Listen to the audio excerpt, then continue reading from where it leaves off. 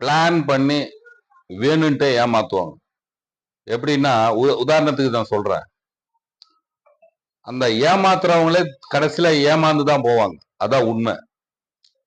எப்படி சொல்றேன்னா, ஒருத்தர் ஒரு இடத்த விக்கிறாரு. இடத்த விக்கும்போது அதுல சில விஷயங்கள்லாம் இருந்தது. அதுல மரம், செடி, கொடி எல்லாம் இருந்தது. விவசாயம் பண்ற ஒரு கிணறு இருந்தது. எல்லாம் சேர்த்து ரிஜிஸ்ட்ரேஷன் பண்ணி அது விக்கிறாரு. எல்லாம் முடிஞ்சிச்சு. அவர் வந்து அவரு இடத்த வாங்கினவரு அந்த கிணத்துல இருந்து அந்த கிணறு இருக்குது இல்லையா, அந்த கிணத்துல இருந்து தண்ணி எடுக்க போகும்போது வித்தவர் என்ன சொல்றாரு, நான் தோட்டத்தை தான் வித்தேன், கிணத்தை தான் வித்தேன், என் கிணத்துல இருக்கிற தண்ணி நான் விக்கல, அதனால நீங்க அந்த தண்ணி எடுக்க கூடாதுன்னு ஒரு சொல்லும் போது வாக்குவாதம் ஆகுது, சண்டையாவது.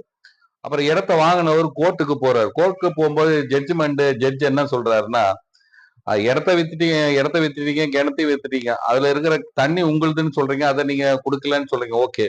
அப்ப அந்த தண்ணி அந்த கிணத்துல வச்சு இவர் பாதுகாக்கிறாரு, அதுக்குண்டான வாடகை டெய்லி நீங்க கொடுக்கணும்.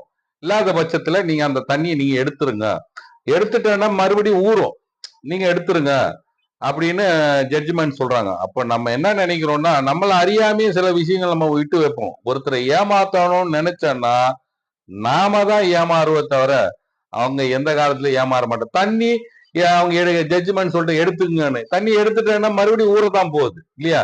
இதான் உண்மை. இதுல இருந்து என்ன புரியுது உங்களுக்கு?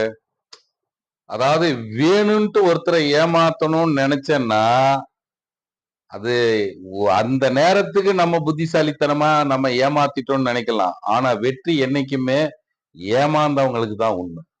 வெற்றி என்னைக்குமே ஏமாந்தவங்களுக்கு தான். ஏமாத்தனுக்கு என்னைக்குமே தோல்விதான். இதான் உண்மை.